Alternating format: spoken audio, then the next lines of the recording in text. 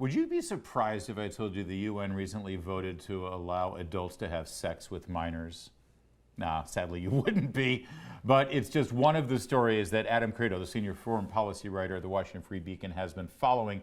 And he joins us now in studio. Adam, a big fan of your work. Thanks for joining us here. My pleasure. Now, tell me this is a joke. The brilliant minds at the UN got together and said, you know what we're missing in this world? You know what we really need internationally is permission for adults to have sex with children. Yeah, that's precisely what they did. It's not shocking for the UN, which kind of bills itself as a bastion of wokeness and progressive ideology, but this is particularly shocking. They came to the conclusion specifically, and this is very, very odd, that minors, those under the age of 18, actually can consent to sex with adults, that they have this agency over their bodies, and it's a human rights issue to actually give them kind of a choice in this.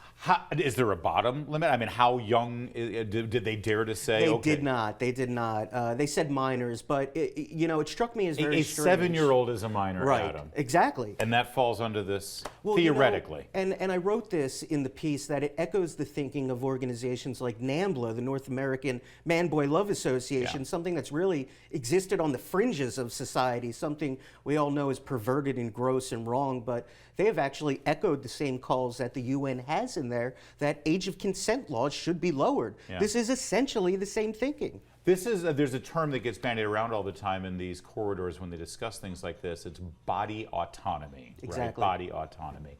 How extreme can this get? And by the way, do parents not have a say in any of this, or no mention of parents in this discussion? No, there isn't any mention of parents, and that's the thing with this focus that is completely bizarre, and the idea that a child has the ability to consent to sex with an adult, right? That because of human rights, and this is the report's frame, they're very specific, we're looking at this in terms of human rights, having a more human rights-based approach to law. Right. And one of these recommendations in that framework is that children, because of this view of the world, sure, why not, can have sex with an adult. All right, I think we need to check our Western privilege here. Yeah. I mean, there are cultures on this planet, have been for history. It's funny you use the word progressive. This is actually literally a regressive policy, idea. But there are cultures throughout world history, and certainly cultures now on this planet, where this is sort of an acceptable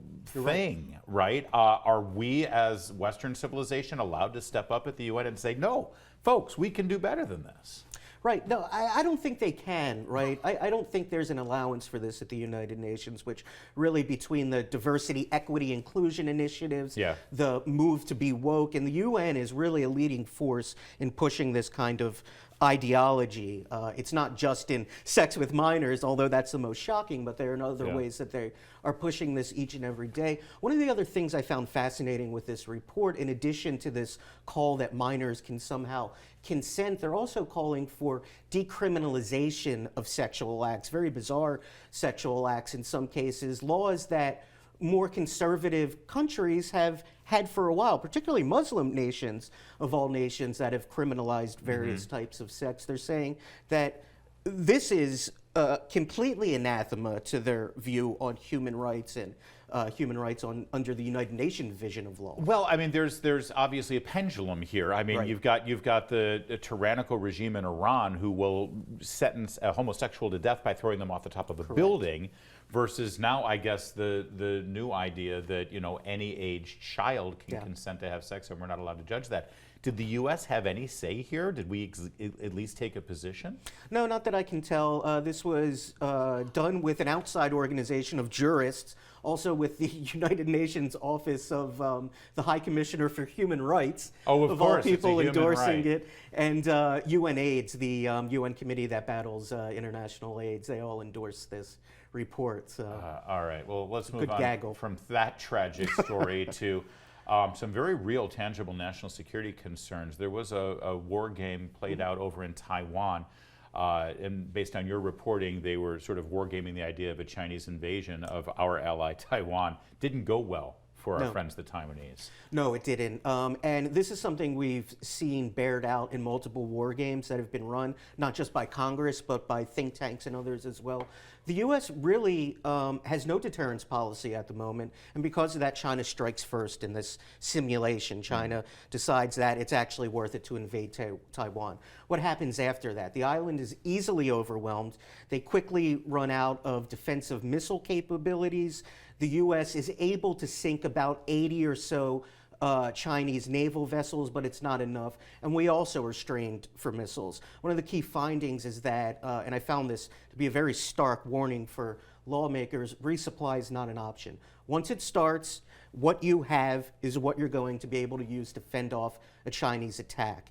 We have about a 19 billion backlog in military equipment for Taiwan. So this is a message to Congress. It's time to arm them. And Mike Gallagher, who runs the House Select Committee on China, said to me in a statement that this is a sign that we need to arm Taiwan to the teeth because they don't have what they need now. I know that we're somewhat depleted because of our commitments to the country of Ukraine. Correct. But is that's different because that's not naval-based missiles, or is it the same armaments? I would argue in some ways it's linked. Look, on the top line items, we have a massive backlog and a limited amount of ability with our own Navy, right? We don't have enough ships. We're not building them at the right pace.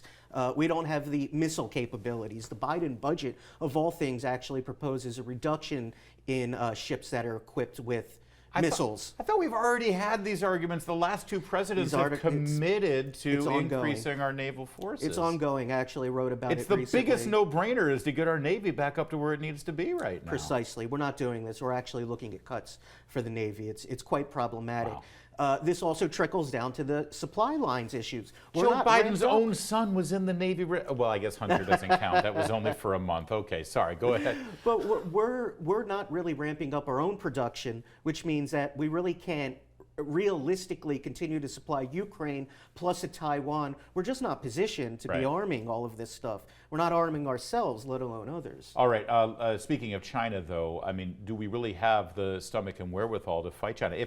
It's sort of a quaint notion to think that we would actually be involved in defending Taiwan should they choose to invade that nation, because we're too addicted to China's money. I mean, we knew we were addicted to their money with regard to cheap manufacturing and all the corporations that build there. But based on a report you've got here, we've got higher institutions, Stanford University, taking bucket loads of money from China. We're not a serious nation when we look at China as the real adversary that they are. No, we're not. We've not done much of anything to crack down on the amount of money the CCP injects into higher learning. Stanford is one example of many, and this is all part of an influence peddling scheme by the Chinese government. This is embedding themselves in schools. This is stealing proprietary research. Now, one interesting thing about Stanford, they also take millions from the Pentagon for sensitive contracts, Navy contracts, investigating weapons, looking at things that have to do with hypersonic missile propulsion. This is all stuff that the Chinese government wants. Right. And why do you think they're giving you this money? The idea that they're spying and actually recruiting spies on college campuses is not some sort of hypothesis. It's not some what if. We've actually had convictions. A Harvard professor was actually convicted of actually taking military secrets from that campus to China. Surprise, he was caught red-handed. A Stanford professor was as well, There you go. indicted by the DOJ not very long ago for similar types of activities. But yet these schools continue to take money. One thing I think it's worth positing this up against is that Stanford also announced that it would no longer do business with Huawei, the Chinese spy tech company. Yet at the same time after that announcement, they're fine to take all the other gifts from China, the millions and millions of dollars that come from there. Well, and of course, the Biden Penn Center, that was the University of Pennsylvania, and if something in the back of my head, they were taking a lot of money from China as well. They absolutely were, funded from China. We actually wrote that story as well. So is there no stomach at the Biden administration at this point to actually do what needs to be done and get serious None, with China? and the Biden administration, in fact, was lobbied very hard when they first came into office to stop a lot of this stuff that the Education Department was doing to crack down on Chinese money, increasing foreign reporting, saying that you can't get contracts from the Pentagon if you're taking money from the CCP or have one of these Confucius institutes that are known as pretty much a CCP spy embassy.